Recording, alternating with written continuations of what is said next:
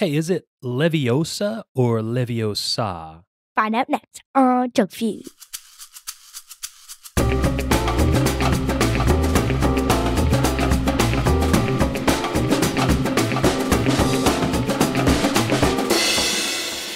Oh, yeah. Welcome to Junk Feud, the podcast about junk food, where we rate and review mystery treats to determine which one will be the undisputed champion of snacks. I'm your host, Mike. Alongside me, as always, Alyssa. Hey, Dad. Hey, Liz. So, why does Neville Longbottom always use two stalls? What? Oh, no.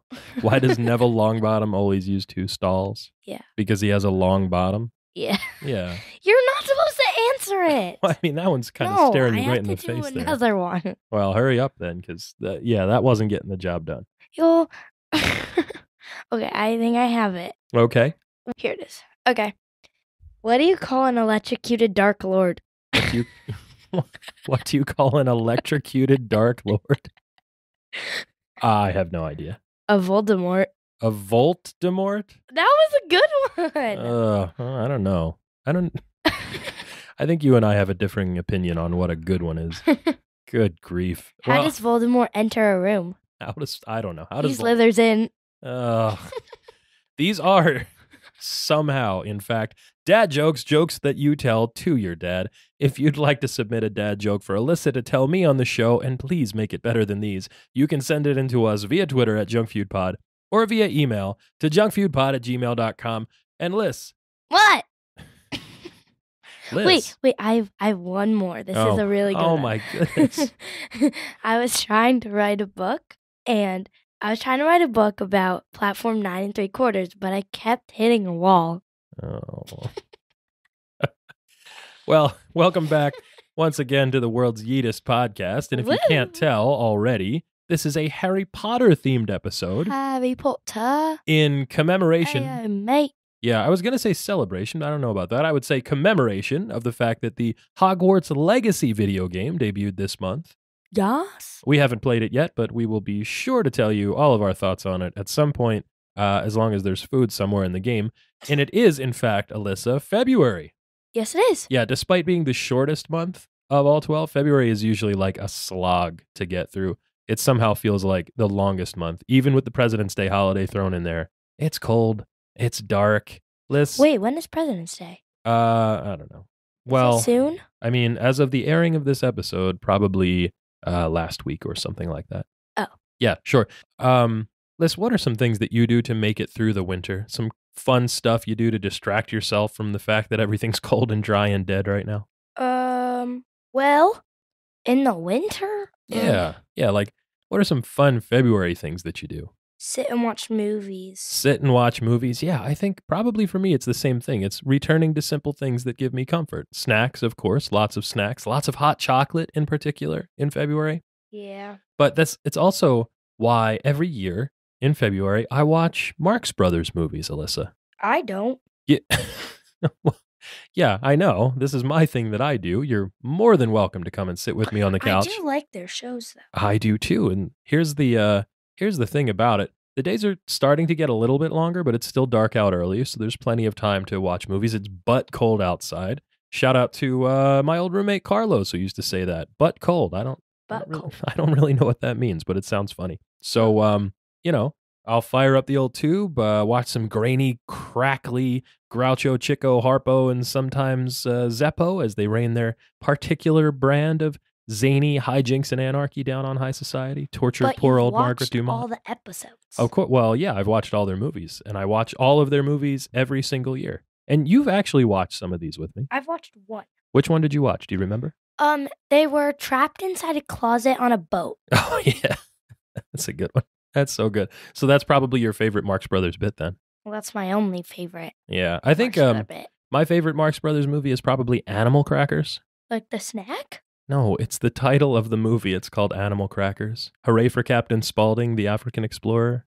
Oh. Hooray, hooray, hooray. You don't remember that? I like the boat one. The boat one, yes, of course. I know. The only one you've seen. But it made an impression on you. Because that's what the Marx Brothers do. They make impressions on people. You remember all the funny stuff that Groucho says. Your mom likes a joke where... I thought they didn't say anything. Yes, these are not silent films. Then why doesn't the little guy say anything? Oh, well, Harpo doesn't talk. Oh. Yeah, he's just he's like a clown. He's sort of like emotion filled in other ways. Yeah, you're making the sad clown face right now and doing some miming, which is great for radio, really, honestly. Groucho does a joke with I'm pretty sure it's Margaret Dumont in one of the movies, and she says, "Hold me closer, closer," and he says, "If I held you any closer, I'd be in back of you." That's not funny. It is funny. Your mom says it all the time. It's very Your funny. mom. My favorite joke from Animal Crackers is probably when he says, "One morning I shot an elephant in my pajamas. How he got in my pajamas, I don't know." Can we move on? Oh my goodness. Well, listen, Alyssa, President's Weekend is a good time for a movie marathon of any kind that you like to watch, especially the Marx Brothers. But lots of people where we are do other stuff on holiday weekends. In particular, they go skiing around here. Yeah. But President's Weekend also a popular long weekend for vacationers from New Jersey to fly down to Orlando and go to the theme parks, Liz. Oh, me and Mom wanted to go to Aunt Donna's for a long weekend. That would be fun. She lives down in Florida now. Yeah. Yeah, if you went there, would you go over to the theme parks? Would you go to Disney? Mom would not take me. No, but if we were there, we would probably go to Universal. To see Harry Potter. The Wizarding World of Harry Potter. Yes. And hey, or Universal is my favorite. I'm going to list all the Disney places we've been. Okay. In order, like, you know. You mean all the theme parks? Yes. Sure. Go ahead. So first, we have Universal. Uh-huh. Then we have Magic Kingdom. Okay. Then, You're thinking very hard about this. Epcot. Mm-hmm. And then, wait, what's another one? Well, listen, there are two parks at Universal. There's Universal Studios and Islands of Adventure. At Disney, there's the Magic Kingdom, there's Epcot, there's Hollywood Studios and Animal Kingdom. Oh, yes, Hollywood Studios, then Animal Kingdom. I hate Animal Kingdom. That's like my least favorite place to go. You've also been to Disneyland Paris. Oh, yeah. But like... You've been to Hershey Park? No, but I'm talking about in like Florida. Orlando-based theme parks. Okay, yes. So, of the 6 that are there now. So Universal first, just both of them. Both parks. Got it. Probably Universal Studios, and then Islands of Adventure. No, Island of Adventure first, then Universal Studios. Okay, sure. And then Magic Kingdom, and then wait, what was the next one? It's either Epcot or Hollywood Studios. Oh, Epcot. Then Hollywood Studios, and then Animal Kingdom. Yeah. Great. What is yours? Oh my goodness. I don't even think I could rank them all if I wanted to. Hurry. Magic Kingdom, Hollywood Studios, Universal Studios, Epcot, Islands of Adventure, Animal Kingdom. Okay. How's that sound? Pretty good? Well, listen, all this talk of theme parks, Liz, reminds me of this week's snack. Butterbeer. Yeah, up next on Junk Feud, it's Butterbeer. Alyssa, what do you know about Butterbeer from the Wizarding World of Harry Potter? It is so good. It is so good. And before we get into Butterbeer itself, it's probably a good idea to go into a little bit about your background with the world of Harry Potter itself. Tell us about what you think of Harry Potter. I like it. I like it. Great. Ew. Good insight. And in Universal, when we went there, I had 11 Butterbeers. You had 11 Butterbeers in like a 3-day trip. Yeah. Yeah, I know. We're going to get to that. I want to talk. And when we were there, we went to some like dinner place and they had like the best French fries ever. Oh, that's right. We ate at the Three Broomsticks and they had potato wedges. They were so good. Which were quite good. There's a lot of really, really good food at the theme parks. And all of it, Alyssa, is derived from the things that are written in the Harry Potter books and depicted. And Dole Whip. In the Harry Potter movies. Dole Whip, not part of the Wizarding World. Oh, I have like a scarf. You do? You have a scarf? What color is your Harry Potter house scarf? Yellow. Yellow and black because you are a... Hufflepuff. A Hufflepuff. What are the characteristics of a Hufflepuff, Alyssa? I do not think any of these fit me because like I feel like I'm more like a Slytherin. You're more like a Slytherin?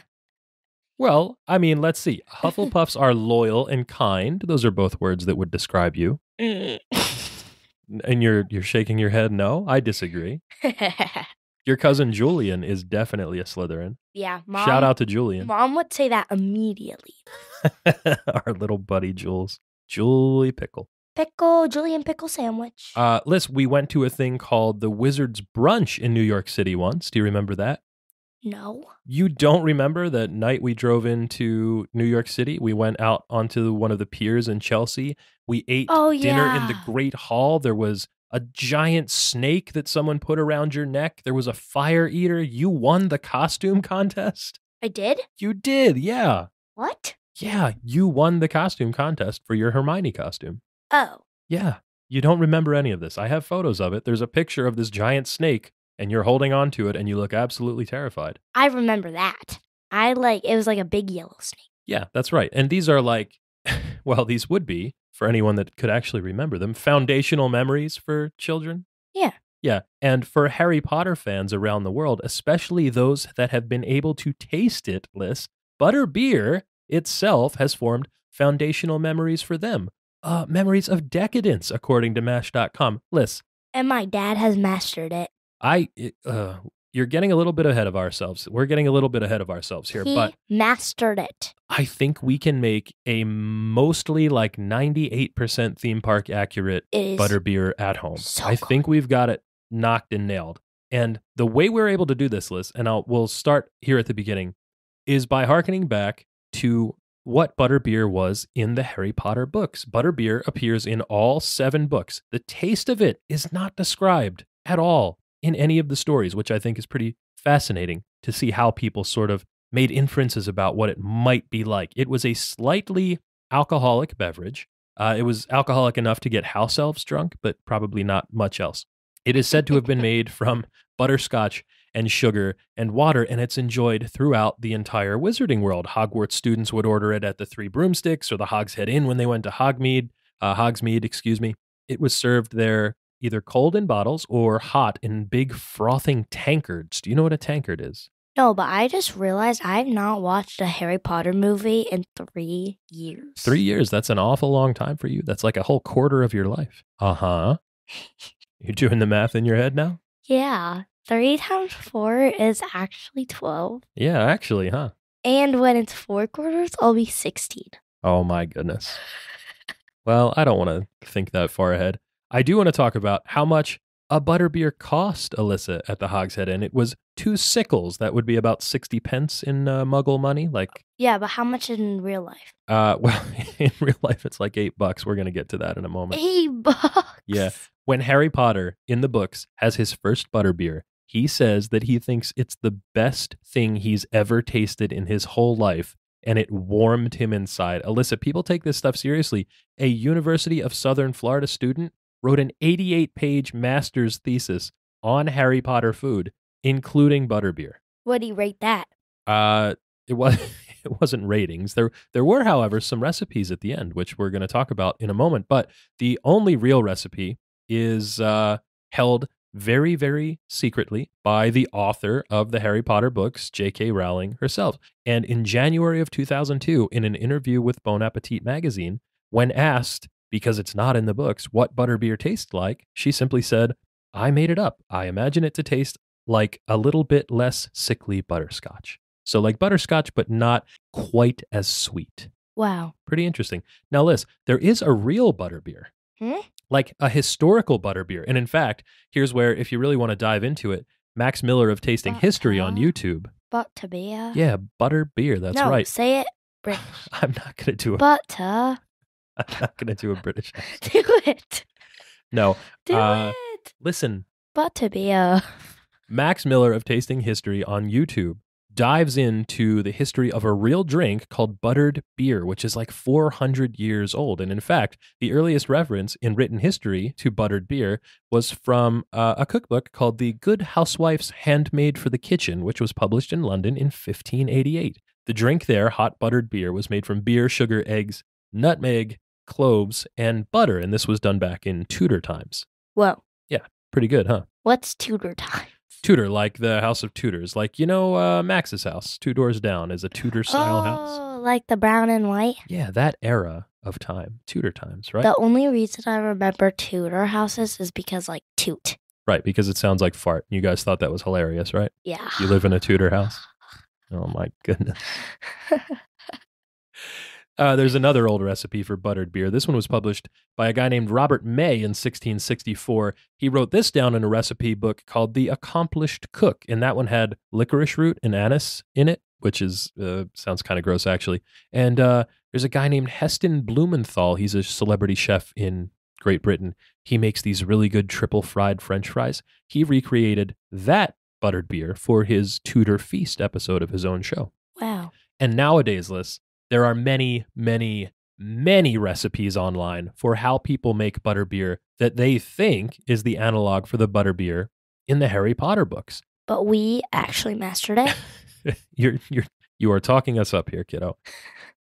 Most people simply take some sort of soda water, usually like a vanilla cream soda, and some butterscotch flavoring, and they put the little bit of butterscotch flavoring in the cream soda.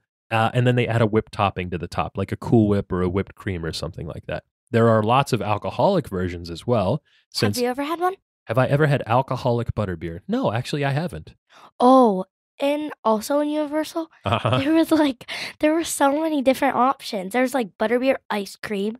There was frozen, Yeah, we're going to get to all of this. regular. Uh-huh. There was hot butterbeer. Uh-huh.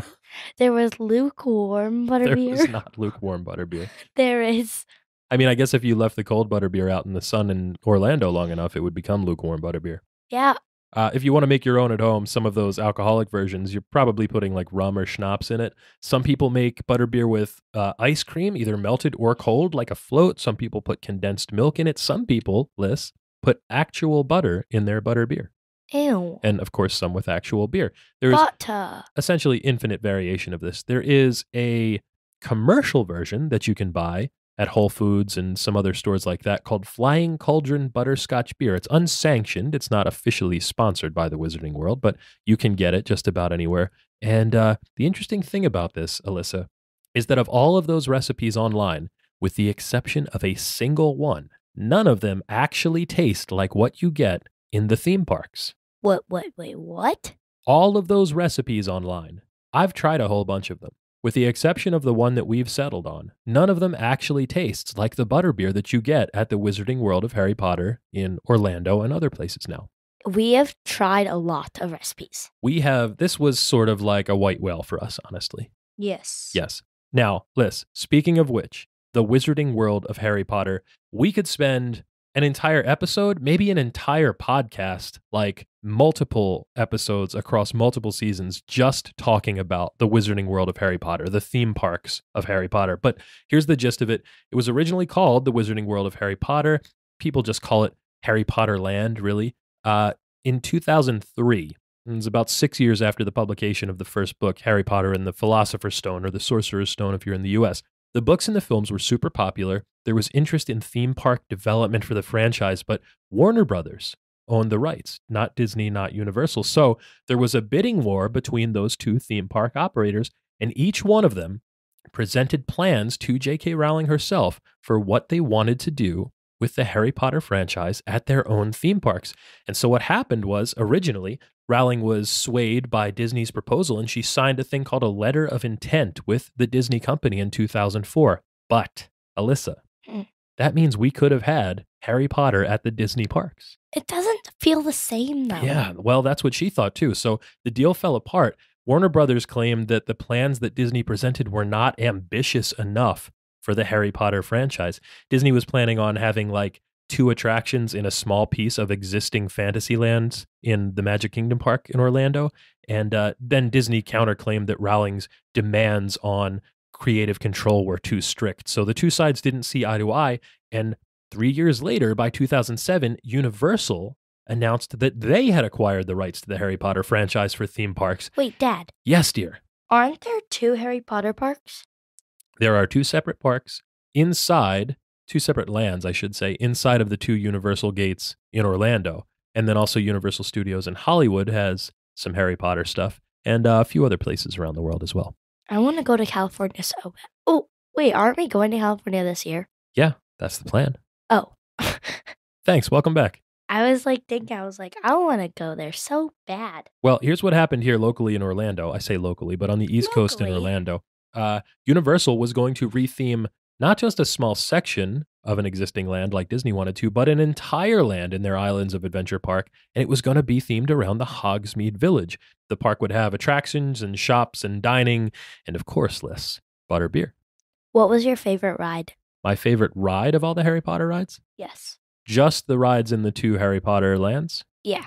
I gotta say, I think I like the Escape from Gringotts ride the best. That's my second favorite.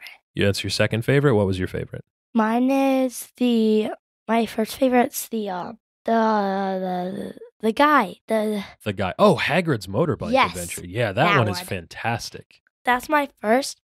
Actually, no. The one you said is my favorite, and then the Gringotts and then Hagrid's. I think Hagrid's is a better ride, second. but Yeah. it just the waits for it's so popular and so new that the waits are so long for it. We were able to ride Gringotts basically anytime we wanted to. Hagrid's, I think we only went on twice. No, we went 3 times. 3 times. Because remember we went with Grandma and she almost passed out. Oh yeah, Grandma doesn't like roller coasters. That's right. We that was woke fun. up. No, because we went there. We went there twice. We went once October and then November. And we went twice the first time. And then the second time twice with Grandma. Oh, okay. So 3 or 4 times then, definitely. But the lines are so long. Yes, it definitely did take a very long time. We waited a long time for that. Because you have to walk all the way in circles through the tower. Liz. Yeah.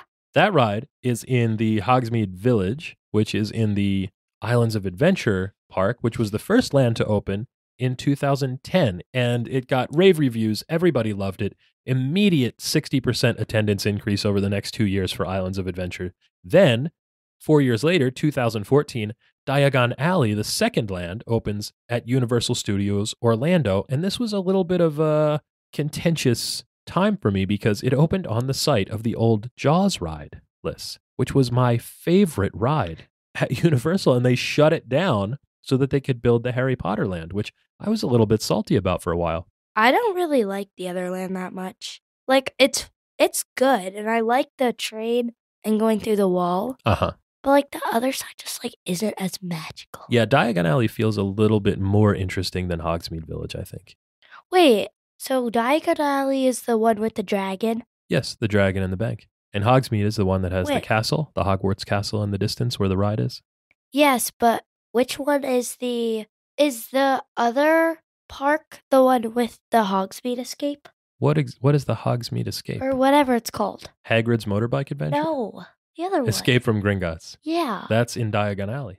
Oh, yes. Yes. Okay. Okay. No. We're good? Yes. We got it? Yeah. Well, you'll be happy to know, Alyssa, there are plans for yet another Harry Potter land at Universal Studios Orlando, Florida. There's going to be a third gate called the Epic Universe that's going to open next year in 2024. We're going. Well, the second it comes out. Us and everybody else. Liz, to many people in the industry, they would say that Harry Potter, the franchise itself, not only saved Universal Studios because it was rumored to be up for sale prior to 2010, but possibly the entire theme park industry, and even Disney is still struggling to catch up. So that was a big deal back in 2010. Wait, Dad. Yes, Dad. If we go in 2024 when the new thing comes out, we'll be able to ride Hagrid's ride with like that. Maybe. We'll see about that. Like the line will be so quick. I hope so. We should buy the yearly pass again. Well, it'll be, Liz, at that point in 2024, it'll be 14 years since the original park opened in 2010. What else, Alyssa, was going on in 2010? I was alive. You were alive. You were born. What else? For the very first time. You were born for the very first time? As far as you know, I guess. Well, that's really all I know. That's right. Here's some other things that were going on in 2010. The Burj Khalifa opened, the tallest building in the world. The iPad, Alyssa, debuted. First ever iPad. I have an iPad. Yeah, very good. I lost it. You didn't lose it. Where is it? It's somewhere in the house. Spain won the World Cup. Instagram launched, and Leslie Nielsen died. Who? Leslie Nielsen. He was an actor. Was he a good actor? He was a great actor. Very famous comedic actor. What show or movie? He was in the Naked Gun series of movies, which were comedies, which were based on a television show called Police Squad. He was in Airplane. I haven't seen any of these. Well, we're definitely going to watch Naked Gun and Airplane then at some point. Okay. And of course, like we said, some little girl that I know was born. Yeah, that's me. Liz, back to theme parks. I want to ask you, Butterbeer in the Wizarding World of Harry Potter in the theme parks. What is a Butterbeer in the theme parks? Describe it for me. So it's like a soda, like a cream soda. Uh-huh. And then on top is like a fluffy, like foamy topping. Yeah, that's right. That's right. It's a soda base as far as we can tell. And it's got a very loose, very oily kind of foam topping on the top of it, the effect of which is to mimic the head that is poured on the top of beer. So Butterbeer is supposed to look like a beer that is poured. Oh. And it's $8 for $8 for a Butterbeer right now if you want to get one. When in 2010, when the snack debuted in the parks, they were $3. If you want a souvenir mug to go along with it, it's $14. Refills are at the $8 price for 14 ounces. So did we get a souvenir mug when we were there? So the first time we went, way back when, the big tankard, the one that I had my Butterbeer out of tonight, spoiler alert, was the souvenir mug that we got quite some time ago when you were very young. The last time we went, we did not get souvenir mugs. Okay, so basically, that means 8 times 11 is $88 we spent on Butterbeer. No, $88 you spent on Butterbeer. I had some too. Oh, so you how by many yourself, did you get? Well, I don't want to get into that. You by yourself nearly spent $100 on soda in 3 days at a theme park. And the effect of that list is something that Universal Parks and Resorts executive chef Steve Jason, who invented the drink, wanted to happen. He said he wanted the drink to be real comforting and nice and smooth going down. Here's what the Universal website says about executive chef Steve Jason. He is... Wait, after that, can I tell what actually happened after we had all that soda? Yes, absolutely. Executive chef, award-winning chef, I should say, Steve Jason has been the Universal executive chef for over 25 years. In 2000, he was named the American Culinary Federation National Chef of the Year, and in 2006, he was inducted into the Orlando Dining Hall of Fame. And Liz, if you could tell executive chef Steve Jason what happens when a little girl drinks 11 Butterbeers. So I had my last Butterbeer when we were going home, the day we went home on the plane. Mm-hmm. And I started getting like a stomach ache. And the second we got home, I vomited. Yeah, naturally. All over the toilet. These things are incredibly sweet. We should say that up front. Good. They are so good. And the reason they're so good is because so much attention was paid to the craft of developing and then producing Butterbeer in the parks. Steve Jason said he wanted something that was whimsical, that looked like beer, but obviously didn't have any alcohol because they wanted to be able to serve it to the most people possible. And theme park attendees are generally children and their parents. Yeah. So they started with the flavor profile of butterscotch, and they ended up with a drink that was 14 ounces, which is 200 calories, with 3.5 grams of fat, 42 grams of carbs, and 29 grams of sugar, which, as far as soda-based drinks go, that's actually not terrible for 14 ounces. Whoa. Yeah, they won't reveal the recipe, but the press materials say that the flavor profile is reminiscent of shortbread and butterscotch. And Liz, the story of how they settled on that is quite fascinating. It took them, if you can believe this, 3 years to develop the recipe for Butterbeer. Wow. Yeah. It took us a long time too, though. Well, we didn't have to do the hard work of developing the recipe. We just made a thing that somebody put up online. We'll get to that. It started in 2008 with a trip to Edinburgh, Scotland to meet with J.K. Rowling and visit the Real Hogshead pub. There's a Real Hogshead pub in Scotland. The drink obviously couldn't be alcoholic. They wanted to limit allergens as well, so the original intention for the drink was to not have any dairy, which meant there couldn't be any real butter in Butterbeer. Rowling also insisted on real sugar in the drink and no high fructose corn syrup as a sweetener. So what they ended up with was a set of constraints. And based on those constraints that they had, no alcohol, no dairy, real sugar, etc., they tried 15 to 16 different flavor combinations before settling on the current one. This is, if you remember, similar to how they did the pumpkin spice latte trials when they were inventing that drink. Yeah. Yeah, so once they thought they had the recipe, they flew back to Scotland again. They rented out an entire kitchen in a hotel, and they made a bunch of batches for the author to try.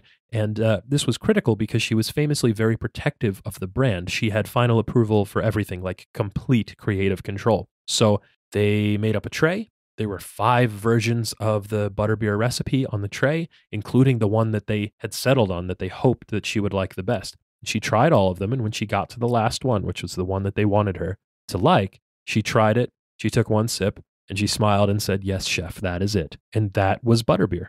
Wow. Liz, it was a huge hit. It was bigger than they expected. On opening week, the lines for the butterbeer cart were longer than the rides. People were waiting 6 hours in line to try butterbeer. Whoa.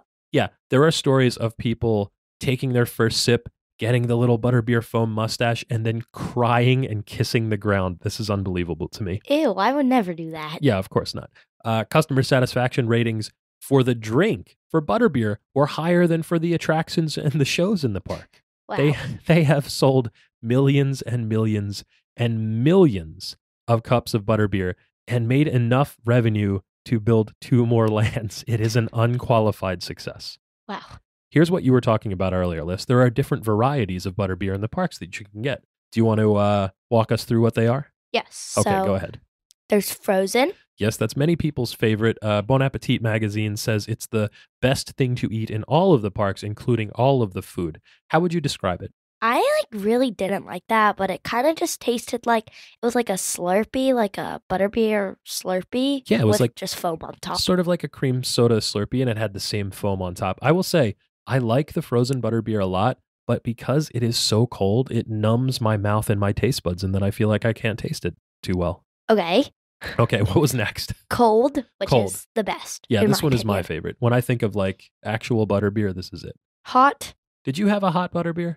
I tried some of yours, but I didn't like it. Yeah, so when we were there in November, it was a little chilly out one day, and so I had a hot butterbeer. It was sort of like, it reminded me of a white hot chocolate. If you've ever had white hot chocolate, it tasted kind of like that. It did have the foam on top. The heat from the hot butterbeer sort of made the foam separate a little bit, which I didn't like. I wasn't a fan of this one. Yeah, I didn't like that one either.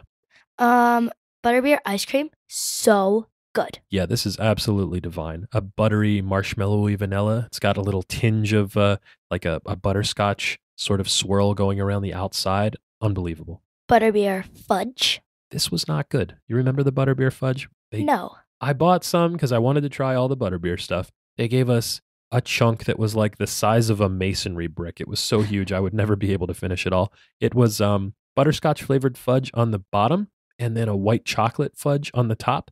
It was too sweet. It was not good. I did not finish it. And then butterbeer potted cream? Yeah, butterbeer potted cream. This was my dessert at I want to say the Three Broomsticks. I don't think I had it at the Leaky Cauldron. It was a little glass jar, and there was a butterscotch pudding inside with a little dollop of whipped cream on the top. Oh, yeah. That? I didn't try it because I didn't want to, I don't think. Yeah, it was good. It was fun, but I would say inessential. Like, you really want to stick to the drinks. Yeah. So unless you're getting the ice cream. That's right. The drinkable versions, the frozen and cold, and sometimes hot butterbeers are available at the Leaky Cauldron, the Fountain of Fair Fortune, and the Hopping Pot if you're over in Diagon Alley, and the Three Broomsticks Hogshead Saloon, and those butterbeer carts outside on the walkways in Hogsmeade. So basically, wherever you are in those parks, you can always find a place to get butterbeer. Yep. So here's an interesting thing I found, Alyssa. When we were trying to recreate butterbeer here at home, when we were looking around for recipes online, trying to chase this dragon of this delicious, incredible, ethereal thing that we had in the theme parks, I was trying to find recipes that hewed very closely to the constraints that Rowling had put on the Universal chefs when she wanted them to design butterbeer, which meant no dairy, no high fructose corn syrup, limited allergens, no alcohol, etc. Yeah. The dairy thing was kind of interesting because it's tough to make a whipped, creamy, foamy topping without dairy. That's mostly what you think of when you think of whipped, creamy, foamy toppings, you like think whipped of cream. Milk. Yeah, eggs. Exactly. Here's the thing, though, Liz. While Universal will not give up the recipe or the ingredients for a butterbeer, they do have to comply with allergen information cards. So if you tell them that you have an allergy to dairy, for example, they have to tell you if those things are in the foods that they're eating. And guess what? What? Butterbeer contains dairy. It does? It does. I don't know exactly how. The rumor is that it's probably some whey powder that's mixed into the foam, because now, Liz, if you want to order a dairy-free or a vegan butterbeer, you can do it and they will simply give you the glass of soda without the foam on top. In the past, if you ordered butterbeer and asked for there to be no foam, they would say no. They were only allowed to serve it the way that it comes on the menu with the foam on top. But now if you tell them you have an allergy, you can get just the soda and not the foam. Wow. Wild. It's also gluten-free, which is nice to know. Okay.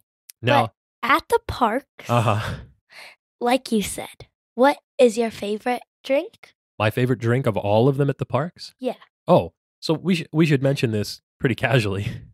We tried every single drink that they have at the park. Not just all of the varieties of butterbeer, but the pumpkin juice and the gilly water and the lemon fizz? Was gross. Well, gilly water was just water. It was just bottled water. No, not the. What was the gross thing that we had? The fishy green ale that had like the boba in it. It was actually not terrible. There was an orangey thing. There was a lemony thing. I thought everything was good. There were some of them that I would definitely get again. Pumpkin juice, surprisingly, because I don't like pumpkin, was really good. Lemon fizz or lemon squash or something like that. That was really good. The orange one was pretty good too. I remember the fishy green ale not being my favorite, but I at least appreciated the different flavor combinations in there. But what was your favorite? Oh, I see what you're doing here. We're not ready for that yet. No, but like... I tried to help you out. You did. It's not time, though. What? How? All right. Do you want to just get right into it? Yeah. All right. What was my favorite drink there, Liz? Yeah. My favorite was cold butterbeer. Me too. And? What's your favorite part of the show? My favorite part of the show is Alyssa reads the ingredients. Great job, bud. I know. I tried my best. So we're going to tell you, we'll just say it up front. We're going to try 2 versions of butterbeer on the show today. We have butterbeer that we made ourselves, DIY, from a special recipe that I found online. Guys. We have the ingredients for that. We are also going to try butterbeer in a bottle officially licensed from the Harry Potter New York City store, which is another place, Alyssa, the closest one to us now, where you can get actual butterbeer poured from a tap with the foam on top. So we have bottled butterbeer, which is not the same thing. It's a packaged good that they sell there. We also had the butterbeer that we made ourselves tonight. So for the bottled, this is hard to say. For the bottled butterbeer. Oh, that's alliteration. Yeah, very good. From Harry Potter, New York City. Alyssa, read the ingredients, please. There is carbonated water, sugar, glucose syrup, pear juice, concentrate, natural flavors. You spelled flavors wrong. That's the British spelling. Oh. Acid, lactic acid, fermented ginger root extract, water, glucose syrup, ginger root, pear juice, concentrate, yeast, concentrate, apple, carrot, hibiscus, and quillia extract. Yeah, there's a lot of interesting stuff in this butterbeer in the bottle from the store. Now, for the butterbeer that we made, I'll do this one. It's for the soda base, A&W cream soda list, which is carbonated water, high fructose corn syrup, sodium benzoate as a preservative, caramel color, citric acid, yucca extract, natural and artificial flavors. Then we mix in some water, and we use about a jar of marshmallow cream, like fluff, like marshmallow fluff, which is corn syrup, sugar, water, and it contains less than 2% of dried egg whites, cream of tartar, xanthan gum, artificial and natural flavor. Then we also add powdered sugar, salt, artificial butter flavoring, vanilla extract, and caramel extract. Wow. Those are all the things that are in the butterbeer that we made. And Lissa, you know what that means? What? That means it's time for us to get to the rules of the game. Junk Feud is a culinary clash to see which treat will be crowned the undisputed champion of snacks. It's a king of the mountain style battle in which the reigning champ takes on a new challenger each week to see which snack reigns supreme. Liz. Yeah. The reigning defending undisputed champion of snacks is... Banana cream pie. Banana cream pie. Banana cream pie was successful in its 7th title defense last week against King Cake. Even the power of Mardi Gras, Alyssa, was not enough for King Cake to get the job done. Is there no one among us that can stand up to the Leviathan that is banana cream pie? I know. Well, perhaps, because today, Liz, we are trying butterbeer, which was quite a special treat for us because we made it ourselves. Yeah. Like we said, we had done a lot of trial and error, working through all of the different recipes that we found online for what butterbeer was, trying to correlate them with what J.K. Rowling said she wanted the recipe to be and what Universal was willing to admit about it. And we found a website called Top Secret Recipes, which I think conforms to just about almost everything that the original recipe called for, plus has the right flavor profile when it's all put together for the butterbeer from the theme parks. So, Liz, basically the way we did it was the cream soda base is simple. It's just A&W cream soda. Yeah. And the foam on top is the hard part because there is a special foaming machine that they use to dispense the foam that gives it that sort of loose consistency with big, fat, lazy bubbles instead of like a tightly whipped, whisked concoction. Yeah. It's the same whipping machine they use for the whipped cream that's dispensed on top of cheesecakes at the Cheesecake Factory. I had to look that up. But since we don't have one of those here, we had to use an immersion blender, like a stick, we like should a boat buy motor. One of those. I actually looked into getting one of those, and they are they're a bit outside of they're like $1,300 or something like that, which would be nice, but I can't justify that just for making butterbeer at home. We should have that by the pool. You know what? I have a whipping canister, and the problem is, even with just a single nitrous oxide charge in the whipping canister, the bubbles are still too tight and the foam is too stable. It has to be looser, so you have to mix it by hand with the boat motor, the immersion blender. And it's basically all the stabilizers that are in the marshmallows and then this stuff called Dream Whip, which is a bunch of additives that you can kind of make Cool Whip with, plus the flavor profile of those. I keep saying flavor profile a lot, but those three extracts together, the vanilla and the butter and the caramel, makes it taste, to my recollection, exactly like the theme park versions or the same one that you get at the Harry Potter store in New York. Yeah. So, Liz. What? With all that said, it's crunch time. Crunch time. We rate our snacks using a tier list from sprinkles to fun dip. Sprinkles to fun dip. So snacks can be graded A, B, C, D, or F, with the very best treats earning the elusive S tier ranking. The following contest is scheduled for one serving. One serving. And is for the undisputed championship of junk food. Liz. What? Let's do it, kid. I'm excited about this. Me too. So first we're going to try the butterbeer in the bottle. Okay. And here it is. I want you to see it. Because it's quite beautiful. Nice, actually. Oh, this has been sitting in the freezer. And even after how long we've been doing this podcast, it's still freezing. It's a very cold glass bottle. It looks like a small bottle of beer. It has a label on it. If you ripped the butterbeer sticker off, it would look like beer. Yeah, that's true. It would. I will say, there is embossing on it that says that it is botanically brewed, which is interesting. There is a label on the front that says butterbeer, and it's the same label, the same graphic, I should say, that's on the butterbeer mugs that you get if you buy a butterbeer from the Butterbeer bar at Harry Potter NYC. The Butterbeer bar. Another alliteration. More alliteration. Wait, the is label, this a twist off? It's not. And because it's not, I bought my bottle opener, which is the same waiter's tool that I had when I was waiting tables. I want to do it. I actually and bartending. don't know how to do it, but you just go like this. Would you like me to help you? I don't want you to make a mess here. Is that it? That's it. Oh, yeah. Good job. You opened the bottle. I should be a bartender.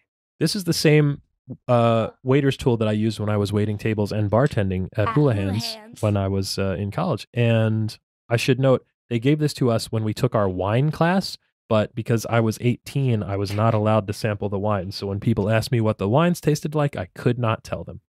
I'm looking at the bottle cap right now. It has like a magical fairy. That's so good. It smells very butterscotchy, I should say. Now, the difference between the butterbeer that you get at the theme parks and the butterbeer in the bottle is that this does not have the foam on top, Liz. Sadly, because that's the best part of the drink, I think. So yeah, when we made ours, I only poured half the glass of the soda, and then the other half was just the foam. Yeah, that was a little bit out of the correct proportions, but Yeah.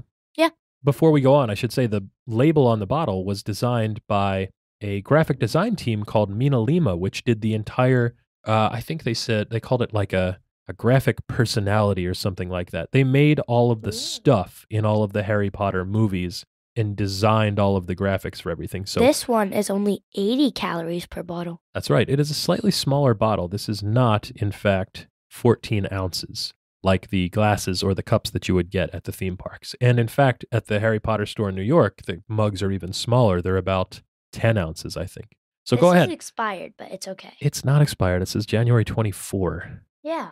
Yeah, 2024. No, January 24th. Incorrect. 2022. Wrong again. Good try, though. So you're taking your first sip. It smells like butterscotch. It smells very sweet. Very butterscotchy. Very butterscotchy, you say. There's a lot of interesting stuff in this. Like we said, there's pear juice and a bunch of extracts and carrot. it smells altogether like the butterbeer with the foam, but the taste... It's like really out there. Okay, it's very interesting. It really is.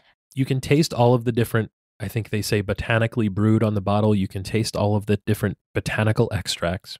It's smooth, but very, very carbonated. So there's a lot of bubbles. It has a lot of effervescence. I like it a lot. It's not as good as what you get at the theme park, obviously. Yeah. It is an attempt to recreate something for a mass market that will stay and be shelf stable. So I'll say very good, not as good as the theme park, not as good as our own list, which we had with our dinner tonight. It was so good.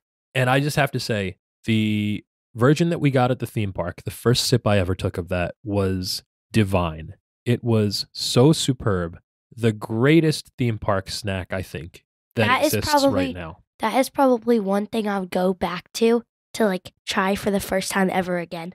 Oh yeah, for sure. Like when we go to the theme parks, if we get to Universal, before I go on any rides, I sprint straight back to the Harry Potter lands and I get a butterbeer. It's the thing that I go to that park for. The one we made at Homeless I think is spot on. I think it is like 98% of the way there.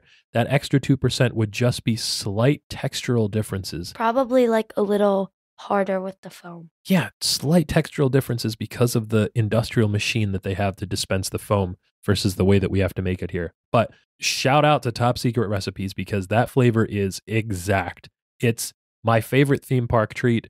It's the best thing you can get at Universal. It's the best thing you can drink in New York City, I think, which is unbelievable that I'm saying that out loud. It's so good. Butterbeer is great. So, Liz. What? We have to hit the bliss point right now. I already know what mine is. What are your final thoughts on this week's treat? First of all, from Sprinkles to Fun Dip, where do you rate butterbeer in a bottle? B flat. A B flat, like the musical note? Yeah. Yeah, I just had another sip. I'd say it is a B. Absolutely. This is a great soda. I probably couldn't finish a whole bottle because it is so intensely sweet. There's a lot going on. I shouldn't be drinking a lot of soda anyway. It's not great for me, but a B for bottled butter beer. A B for bottled butter beer. Yeah, that's great. That's something that might be in the books. Wait, ready? B best for bottled butter beer. B is best for bottled butter beer. Yes. Now, here's the real question, Liz. I already know mine. Because I already know the answer, too. What do we rate butterbeer, cold butterbeer from the Wizarding World of Harry Potter? S tier. S tier, for sure. No question about it. Never even up for debate. Maybe the best thing we've had on this show so far, which means, Alyssa, are you thinking what I'm thinking? I think so. Liz, if we're in agreement here, and I think we are without even saying it yet, that means, oh my goodness. Butterbeer won. Oh my goodness. The champ has been cut. Your winner and for once, reigning, defending, undisputed champion of snacks. It is cold butter beer. Oh, yes. Wow. The biggest event on this show ever, I think. A title change for the long reigning banana cream pie bowing out graciously after nearly 2 months. Next time we go to Universal, we have to make a show and rank all of them while we have them. Oh, that's not a bad idea. Yeah. Because, maybe we could do that on YouTube. Yeah. We'll post that whenever we go. Well, I am... blown away. I'm on my own personal bliss point here, Liz. I'm really excited about that. Me that too. Was great. Well, that's because it's the best thing ever. So the good news is we don't have to worry about any follow-ups from that because there's no Oreo rule yet this week. We're still in Oreo hangover mode from those most Oreo monstrosities that we had last week. I'm thinking it might be a little while till we see a new Oreo. Yeah. And unless something else unprecedented here. Each week on each episode, we ask a very important question. Can you deep fry this week's snack, Liz? No. Will it deep fry? And butterbeer is a liquid, so tough to deep fry. I had seen a recipe online for Paula Deen's deep fried butter balls, so just butter, not butterbeer. We have seen deep fried Coca-Cola, but I could not, Alyssa, for the life of me, find a recipe for deep fried butterbeer. Wow. Yeah, so that's a challenge to you out there, Universal, and to you, every county and state fair in the land. Figure it out, guys. Get me some deep fried butterbeer. Hurry up. Hurry it up. That's right. And speaking of hurrying up, Liz, It's time to check out the back of the box, a weekly segment where we play a little game. Would you like to play a game, Alyssa? Dad, this week I think I should ask you if you want to play a game. Oh, wow. I said figure it out fast. This week's segment is Alyssa Fast Feud. Fast Feud. Fast Feud is a lightning round trivia contest where the questions are related to the topic of the week. This week on Fast Feud, it's, of course, Harry Potter trivia. Yeah. Liz, you have 5 Harry Potter trivia questions for me. It's probably my turn. The hardest Harry Potter questions. Well, that'll be up to us and all those people out there listening who are going to play along with us right now. You went last time on Fast Feud, Liz. You scored 3 out of 5, which is very respectable. Wait, what was our last topic? That's a good question. I don't remember. Me either. I don't, but you did really well. You scored 3 out of 5. Let's see if I can exceed or match even your score. I'll be lucky to do that, I think. All right, 5 questions, rapid fire style, Harry Potter trivia. Here we go. Okay. In what book was Gryffindor versus Ravenclaw a chapter? Oh my God. I'm going to guess that's related to Quidditch and... You have to say what chapter of what book. What chapter of what book? Yes. Oh my God, I have no idea. Chapter 13 of book 5. What's that? The... crap. It's not half... That's not a nice word. It's not Half-Blood Prince, that's 6. Order of the Phoenix. Okay. Chapter 13 of Order of the Phoenix. All right. Am I correct? I'm going to say the answer at the end. Oh, okay. You're going to leave me in suspense. What was the name of Aragog's wife? What? Aragog the spider? Yes. He had a wife? Yes. I don't know. Just like Matilda or something. You were actually not that far off. Okay. These are hard. You think this is very funny. What kind of wood was Lily Potter's wand made of? What kind of wood was Lily Potter's wand made of? Yes. Harry's mom? Yes. Elder. No. Elder. I don't know. Okay. Go ahead. Ready? Yeah. Why are you laughing? This isn't fair. Oh my goodness. I'll save that one for the end. That's probably the hardest thing you can get. Oh my God. All right, go ahead. All right. We'll do... You know, this is supposed to be Fast Feud. This one. What is the password to get from Hogwarts to Hogsmeade? Oh, I should know this. I don't know. All right. And for Aloha Mora. No. And for the hardest thing... I'm going to say this slow for you because you have to... Thanks, bud. Name all the people and their houses who were sorted before Hermione Granger. What? All the people and their houses that were sorted before Hermione? Yes. I'm not going to go in order. You just have to name them. Neville Longbottom went into Gryffindor. Draco Malfoy went into Slytherin. Before her. I don't know. Harry went into Gryffindor. Ron went into Gryffindor. Dad, Harry was after Hermione. Oh my gosh. Okay, I'm going to pick a new one. Was I at least right with Neville? You weren't close. You didn't get any of them. I didn't get any of the answers? What Quidditch team did Oliver Wood play for after graduating? After graduating? Yes. I don't know any of the professional Quidditch teams. The London Lockharts. No. Okay, now I'm going to go through all the answers. Did I get any correct? No, but you were really close with number 1. I was 0 for 5? Yeah, but you were really close with number 1. So it was chapter 13. Hey, that's what I said. Of Harry Potter and the Prisoner of Azkaban. Book 3, and I said book 5. Okay, now for the spider's wife. Aragog's wife's name was? Mosag. And then for Lily Potter's wand, it was Willow. Okay, sure. For the word to get from... The password, yes. It was Descendium. Okay. And then... I didn't know that. For... all of the people in all of their houses? Abbott Hannah Hufflepuff, Bones Susan Hufflepuff, Boot Terry Ravenclaw, Brocklehurst Mandy Ravenclaw, Brown Lavender Gryffindor, Bulstrode Millicent Bulstrode, yeah. Slytherin, Finch Fletchley, Justin Hufflepuff, Finnegan Seamus Gryffindor, and then it was her. And then for where he went after Quidditch. Yeah. Puddlemere United. Puddlemere United. Yes. Good grief. Well, so I was 0 for 5. I did very terrible. I almost knocked over the butterbeer. You almost knocked the butterbeer onto the recorder. That would have been bad. Liz, that was a disaster for me. So you're up 3. You're up 3-0 on me in this round of Fast Those Feud. were really hard, though. That was really hard. But you did a great job emceeing. Excellent work. And in fact, everybody, this podcast should reach you in excellent condition. Satisfaction guaranteed or your money back. If you've got a question for us, you can write to the address on the label. That's junkfeudpod@gmail.com. Any final thoughts, Alyssa, before we get out of here? You did really bad on that. I did. Oh, you're supposed to tell me, is it Leviosa or Leviosa? It's not Leviosa. It's No, it's not Leviosa.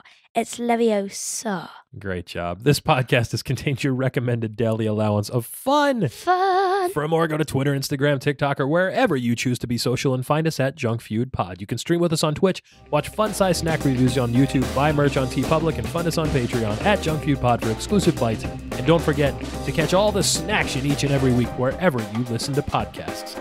Until we see you again, for Alyssa, I'm Mike. Pasta lasagna. Don't get any on ya. Bye. Bye. Expelliarmus. Aloha Mora.